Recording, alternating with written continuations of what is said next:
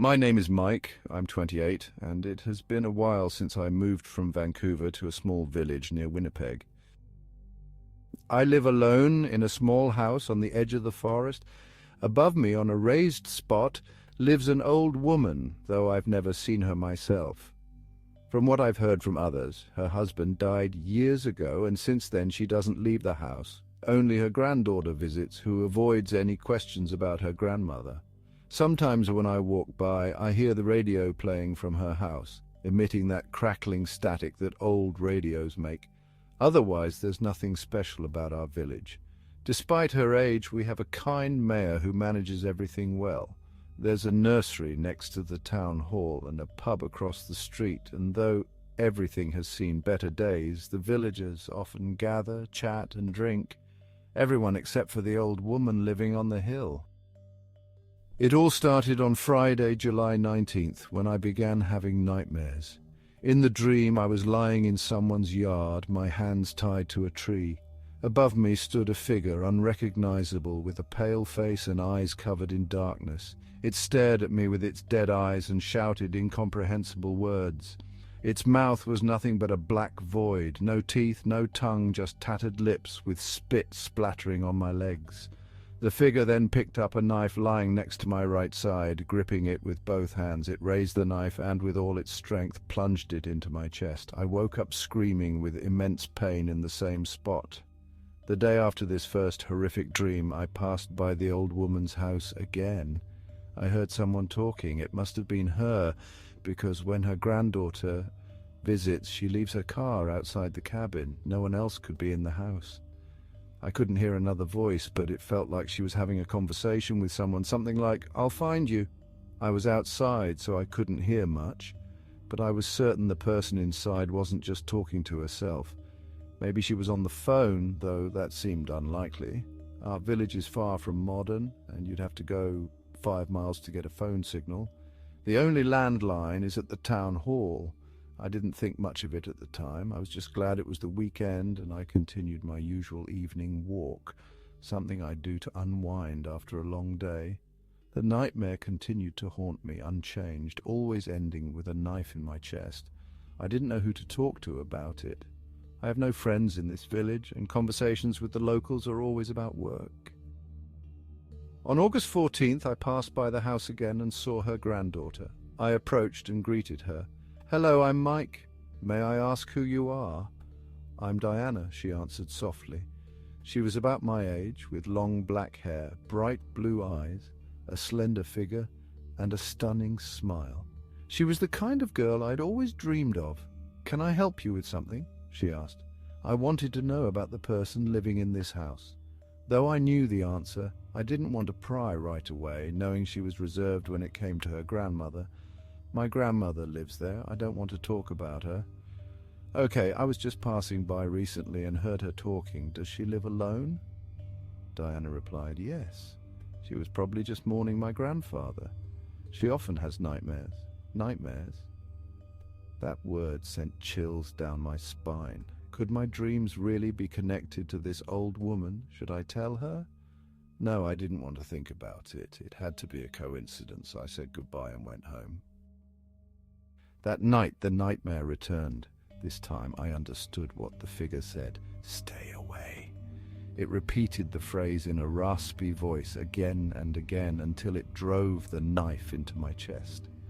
I woke up screaming in fear. I couldn't go on like this. I had to tell someone. The next morning, I decided to wait for Diana, hoping she'd stop by so I could tell her about the dream.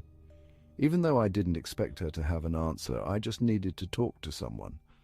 When I saw her, I felt a sense of calm, like a child curling up with their mother while she told them a bedtime story. I woke up early and couldn't fall back asleep. I sat in my living room, even though I live alone. There are 3 chairs around a round table, mostly for decoration. I waited, looking out the window, hoping to spot her car. In the meantime, I turned on my gramophone and listened to some music. I inherited a record from my grandfather, Beethoven's Moonlight Sonata. The gramophone wasn't old. I bought it about a year ago, so the melody was beautifully clear. I became so absorbed in the music that I lost track of time. Then something interrupted me. In the background, over the music, I heard a loud static sound, the same sound that came from the old woman's radio. Suddenly, I saw two glowing lights in the window in front of me. I was so startled by the sound that it took me a moment to realize they were the headlights of a car, the car I'd been waiting for. The car was just standing there in front of my gate, and she was sitting inside, staring at me. Her dead expression terrified me, completely different from the smile she'd given me the day before. After about a minute of no movement, she gestured for me to follow her. I left the house and approached her car. "Get in," she said dryly. My heart started pounding. I didn't understand what was happening. Did she know I was waiting for her? Why had she turned from the bright, cheerful girl I'd met into this cold, lifeless figure? I decided to leave my questions for later and got into the car. Once I fastened my seatbelt, she rolled up the window and slowly, calmly drove away from my house. "Why did you ask about my grandmother yesterday?" she asked suspiciously. I just wanted to know who my neighbor is," I answered, my voice shaky. Her seriousness frightened me. "Since I heard her talking, I've been having this nightmare." I started to explain, but she abruptly hit the brakes. "What nightmare?" she asked, terrified. "Well, I'm sitting on the grass and a figure stands above me and stabs me in the chest. It's not easy to talk about, but I was hoping you might know something about it." "Oh my God," she whispered. "We have to go to her." She quickly started driving again. She turned left, taking the road leading to the old woman's house, where we stopped. We got out of the car and I could hear some kind of noise coming from the house. It sounded like wood creaking or doors screeching, but very loudly, as if the house was about to collapse at any moment. She told me to go inside with her. She grabbed the handle and slowly opened the door. The noise suddenly stopped. We entered. There was a hallway ahead, with old paintings in golden frames hanging on the walls. The hallway was lit by a row of candle holders attached to ledges beneath the paintings. The walls were covered in dark red paint, giving the place a castle-like atmosphere. At the end of the hallway there were slightly open doors. Before we reached them there was a soft creak, followed by a growl, like a wolf waiting to pounce on its prey. I was surprised Diana didn't seem alarmed as she rushed in. Before us was a living room, if you could call it that.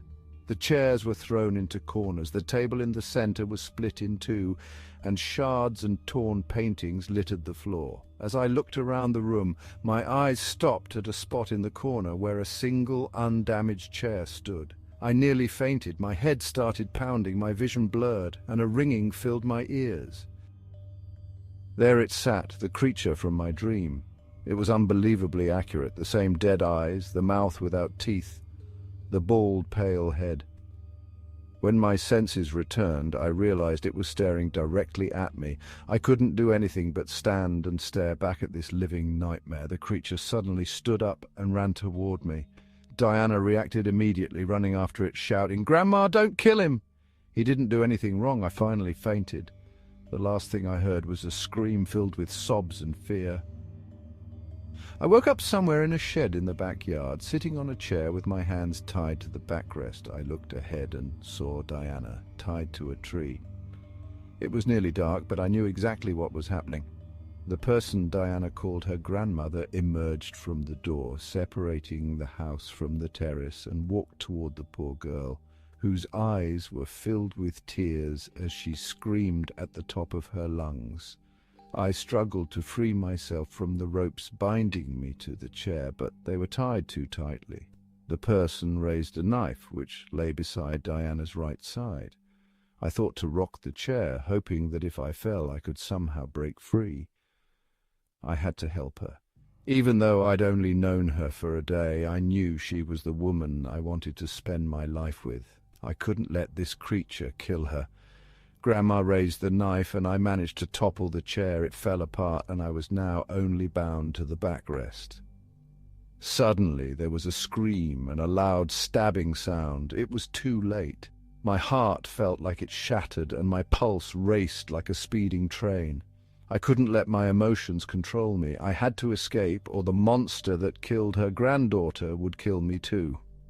I jumped up and saw that the creature was glaring at me with a furious growl. I gathered all my strength, and before the creature could reach me, I bolted toward a gap in the fence formed by two wooden posts bent into a V shape. I jumped through the gap and, with my heart pounding in my chest, ran down the hill to my house without looking back. In my haste, I managed to loosen the ropes and free myself.